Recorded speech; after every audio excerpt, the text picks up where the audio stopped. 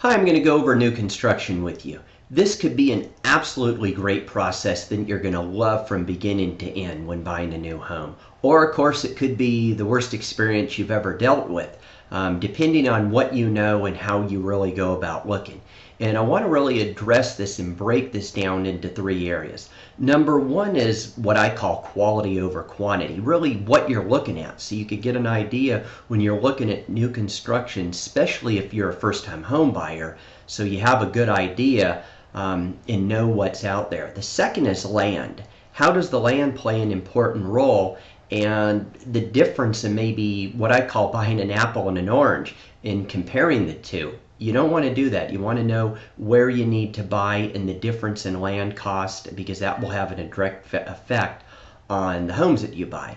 And then the third is really questions to ask. What do you need to know? There's a lot of things when you're buying a new home you need to know, because buying a new home is not like buying a pre-owned home. Pre-owned homes are easy. There's not much to it.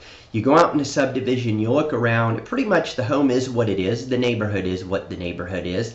You probably should go on a pre-owned home out in the afternoon and in the evening to see the differences, and you're pretty much getting what you're paying for. You get an inspector in there to look at. New construction's completely different depending on what stage you're getting. You could be buying a home where there's just dirt, there's very little around, or maybe you're buying a home and it's almost complete, or maybe the subdivision's half complete, and you're taking a lot of liability when you're doing that. What is the subdivision going to look like when it's complete? Is it going to look like the builder says it's going to look like, or is it sort of going to be trashy? That's going to have a big effect on what your home's worth and can you resell it. What about the reputation of the builder? What about the area? There's just a lot of different things you need to know. Example, say you're buying a home and all of a sudden the subdivision's halfway complete and the builder files bankruptcy. They go out of business. What do you do then? What happens to all your earnest money when that happens? You $10,000, $20,000. Some people it could be over $100,000, just depending on what price range you're in. So there's a lot of different questions you need to ask and a lot of things you need to know about.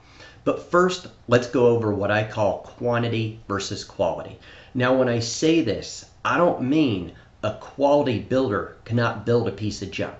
Nor do I mean a quantity builder can't build a great home. That's not what I'm saying at all. What I mean, when you walk into a home and the home is complete, whether it's a pre-owned or new home, do you want to walk in and say, ooh, this is a nice home? Or do you want to walk in and say, wow, this is a great home, look at this? And that's the difference. Example, one builder might have a home in the subdivision and it's 3,000 square feet and it's $250,000. In another home for $250,000, it's only going to buy you 2,200 square feet. So let me use a real example of a subdivision in Tampa and give you an idea from three builders. First thing you need to know when you're looking is builders rarely, and I don't like to use the word never, so I'll use the word rarely. They rarely ever want to go into a subdivision and have a like kind of builder. See, builders target different types of people. You don't want two different builders trying to sell the same person. They're really competing against each other. In a lot of subdivisions, you'll usually see, if there's two builders, you're usually going to see maybe a lower end builder and then a little bit higher end builder, etc. So if it's one builder in the subdivision, a lot of times you'll see more your smaller homes and then your much bigger homes. So you'll need to keep that in mind. So first, let's go over this. We'll use a subdivision. Here's a subdivision. It has Centex, it has Morrison, and it has Cardell. So with the Centex, you're going to walk out there and you're going to be going up to the home. And on the outside of the home, you're going to notice right off the roof pitch isn't very high. It's a very low roof pitch. It might be something like this right here. Now, the architectural detail isn't going to be real great. The landscape package will be very minor. When you walk inside the home, everything's going to probably be a little bit more sparse. It's going to have your 10-foot ceilings, the wet area in the kitchen, so the bedrooms, the bathrooms, the laundry room, the kitchen is all going to be vinyl. The countertops are just going to be your regular laminate countertops, and it's just going to be sort of the regular type of countertops, wood countertops. Now, when it comes to Your lighting in the home, in the kitchen example, you're going to have fluorescent lights. It's going to be very basic.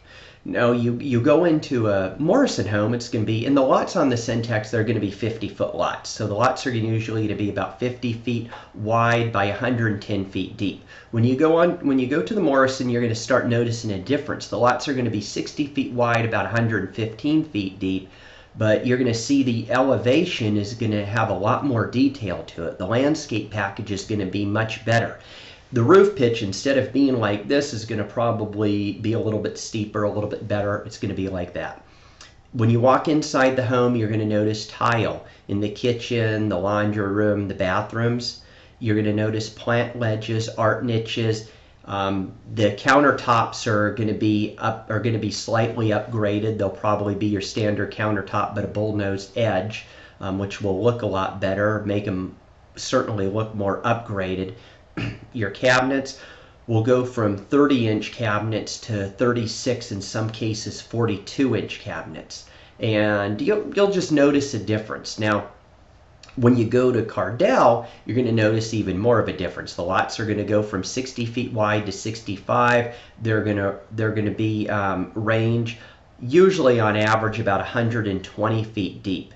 Now, the outside, the roof pitch, isn't going to be like this, like the Syntex. It's not going to be like the Morrison. It's going to be a higher roof pitch. And that's very important, because when it comes to roof pitch, the higher the roof pitch, the more money it costs. The higher the ceilings inside, the more money it costs. The more detail, the more money it costs. The better appliance packages, fixtures, etc., everything in the home, the more money it's going to cost. So you're going to have the roof pitch will be higher, the elevation will be better, the landscape package will be similar to a Morrison, but when you walk inside, you're not going to see, like in a lot of the Morrison, the 14-inch tile, the 16-inch tile. You're going to see more the 18 or the 20-inch tile. The lightings are going to be recessed in the kitchen. The ceilings are going to go from, unlike a Syntex, which will have 10-foot ceilings, the Morrison will probably have 11-foot ceilings, in some areas 12. The Cardells will go up to 14 feet. So the ceilings are going to be a lot more dramatic. The corners aren't going to be straight, they're going to be rounded. There's just going to be a lot more detail in the home. Plant ledges, art niches, the fixtures are going to be upgraded. The countertops are going to go from your standard countertop, and most of them are going to be either Corian or Zodiac countertops. So you're going to see quite a bit of difference, and you need to pay attention to this, because this has a lot to do with the home. Like I said, quality over quantity. There's some builders out there that build they just build a box, but they build a very good box. And then there's other builders out there that are building, I've seen $3 million homes that were an absolute piece of junk before. They were just 7,000 square feet, and people actually just thought they should have been built good, and they were actually junk. So there's certainly things you need to look at. Second, let's go over land, because I think that's real important. When a lot of people are buying a home, you can't compare apples and oranges. In other words, you can't take a home being built in Wesley Chapel and compare it with a new home being built in say, Riverview. They're just completely different. One's in Pasco County, one's in Hillsborough County, and the land prices are different. So, or sometimes even right next to each other, different communities. There's a difference in communities. Say in New Tampa, there's a difference between what homes sell for in Tampa Palms compared to what they might sell for over in Heritage Isle, for really the same home, maybe even with the same builder. Not that they're building the same homes in the same builder, but you get the point.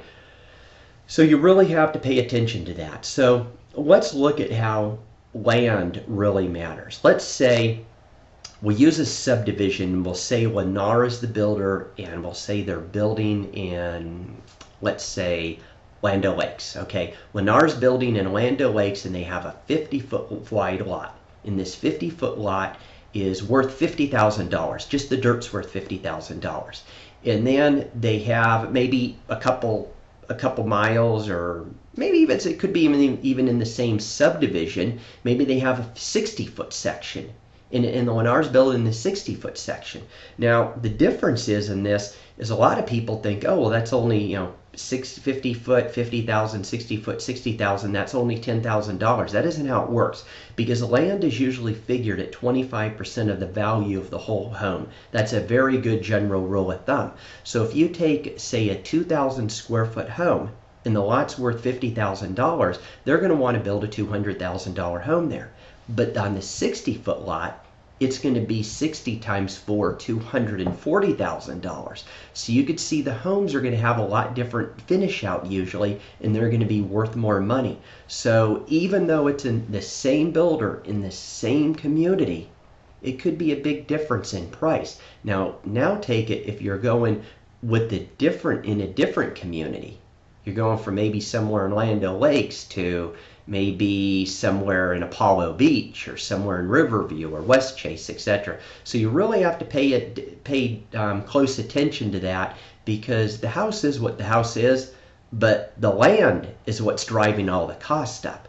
The more the land gets worth, the higher the value of the home goes, and when things start to become landlocked, they start to build out. In this case, in Tampa's case, a lot of the building is going north. A lot of the building is going up in Wesley Chapel, Land O'Lakes areas like that. It's moving north. So just pay particular attention to that when you're looking at homes. Let's see, the last thing I want to go over, there's a lot of things you need to look at when you're looking at a home. Let's take builders, for example. And we'll start off, and what I like to do is I like to really go out and I like to look at homes that are currently being built, homes that haven't had their drywall up yet. And the reason why I want to do this is I want to look at the wood they're using. Are they using a grade 1, a grade 2, a grade 3 wood? Most builders are using a grade 2. If they're using a grade 3, there's going to be a lot of knots, a lot of bows. They shouldn't even be using it. They'd have a real hard time even passing inspections, but a lot of builders use grade 3 wood in their construction. And people say, well, what's the big deal? Well, the deal is, if you're going out, let's say you buy the home, you close in the home, all of a sudden 3 years later or 2 years later, you're looking at your wall and your wall looks like it's starting to bow out. Keep in mind, when a tree is cut down, the wood actually takes 7 years from that point to completely die. So it is important, because if you're seeing a big bow, it didn't look very obvious when you moved in, but all of a sudden 2 years later, it starts to become more, certainly more obvious. How you're going to get rid of that is you're going to have to rip the wall apart. And it's going to be a big deal. You're going to want to look, example, I like looking at 2-story homes. I always look at 2-story homes because I want to see what kind of flooring system they're putting in the home. They don't put the flooring systems in the 1-story homes. I'm not talking the slab, I'm talking up above. And that's going to tell a lot about a builder. If a builder's putting a 2-story home up and they're not putting a flooring system in, they're cutting major corners and they're building a junk home. I'd stay away. Matter of fact, I'd run from them. How are they sealing the home? What are they using? Some foam type of seal? What type of insulation are they using? I would look up above when they start going out and looking at homes and seeing what the ductwork is like in the attic. If you have one kink in a ductwork, that may cost you $10 a month, month after month after month. And the builders, the better companies, hire better and more experienced builders. The better builder they are, the more they monitor over the people who are putting up the home. I mean, sometimes that's why these homes a lot years ago were just slapped together. The city inspectors were missing a lot of things. I've actually seen homes out there that were built and they forgot to put any ventilation in the home. There's no way for the heat. It was getting up to 210 degrees in the attic in the middle of the summer. That'll just destroy a roof and warp wood like you wouldn't believe. So there's a lot of things you need to look at. Other things that I might want to look at if I'm building a new home: where's your lot situated? What are some good elevations? What are some good floor plans? You might love the floor plan, and that's great. You have to live there, but keep in mind, if it's not a good floor plan, you could have a really hard time reselling it. Some builders build in the past Some build in the present and some build in the future. Example, go look at a home built in 1987. Now look at a home built in 1991. There's differences between homes built in the 80s and homes built in the 90s. And builders build different ways. You definitely want to keep that in mind. If you're buying a home and it's backing up to a vacant land, don't just trust what the sales rep says. That sales rep is there to represent the builder. And the company might have told them that single family are going back there, and they could be half right. But the other half, it might be zoned multifamily. And there's a difference. If you want to see a price of a home sink quicker than the Titanic, buy something that's zoned multifamily or commercial behind. You're going to see it sink pretty quick, because people just don't want to get up and look out their backyard and see a bunch of people in an apartment complex staring at them, or look down below in a two-story homes at 5 o'clock in the morning and see these trucks backing up and hearing the beep, beep, beep sound. So you really need to look at this. And though you might not mind, you have to figure the other 98% of the people buying homes will mind, and that's going to have a direct effect on what you're going to get for the home. There's a lot of different things you need to look at. The other thing I would strongly recommend you do is I strongly recommend you go out and you do your research on not only the company who's building the home, but the builder who's building the home. Find out where they've built in the past. That particular builder, the individual. Find out where they built in the past. Go knock on some doors. Ask the people how their experience was. If they've been building in that community for a while and that particular person, the individual's been building in there, knock on a couple doors. Talk to the homeowners. See if they were happy. It's not if a builder has a problem. It's how they resolve that problem. Some builders, they resolve the problem by not doing anything or just rigging it, doing as little as possible. That isn't what you want. So knock on the doors. You might have questions about school systems. Knock on the doors. Reputation. There's some builders in this area in Tampa Bay that have horrible reputations, and people stay away from them like the plague. And there's communities that have horrible reputations. And there's people that just can't sell their home in those communities to save their life. So you're really going to have to know a lot about this. What's especially on if you're buying or building a custom home, you have every right in the world to know what that builder's financial setting is. Like I said earlier, you don't want to buy a home and all of a sudden find out that builder went bankrupt halfway into the project, and there goes your $20,000 in earnest money and everything else. So there's a lot of things you need to check out. Now, I would strongly recommend getting a real estate agent to work with, but an agent who understands new construction, not just anybody, because new construction could really make or break you. You're certainly, if you buy early in the process, you're going to stand to make a lot more money, because this, as the subdivision continues to go, generally speaking, builders are going to raise prices. Could be a lot of different reasons why they'll do that. But anyhow, I would strongly suggest working with a realtor that knows about new construction. It's not going to cost you anything. Builders, 70% of their business come from real estate agents. They're not going to, first off, and you need to understand this, when a builder builds, and let's use Lennar as an example, doesn't make any difference. Lennar, Syntex, Morrison, Pulte, doesn't make any difference. They don't go through each individual home and say, well, this one's with a realtor, this one isn't, this one's with a realtor, so is this one and this one.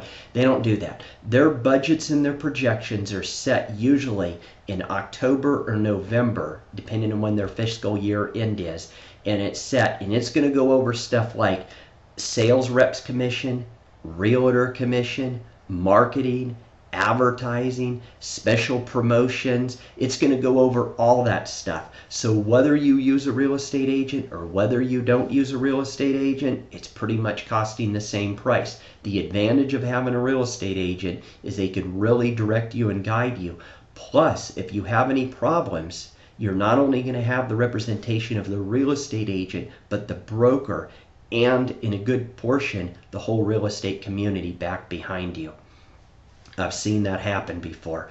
I actually, one of the first people I've ever sold a home to, he called me up, and I never forget, his name was Dave, called up and he said, well, I'm going to do this myself. I think I could save money. And I told him what I told you. He went around, he called builders, And they all said no, look, it doesn't make any difference if you use a realtor or not.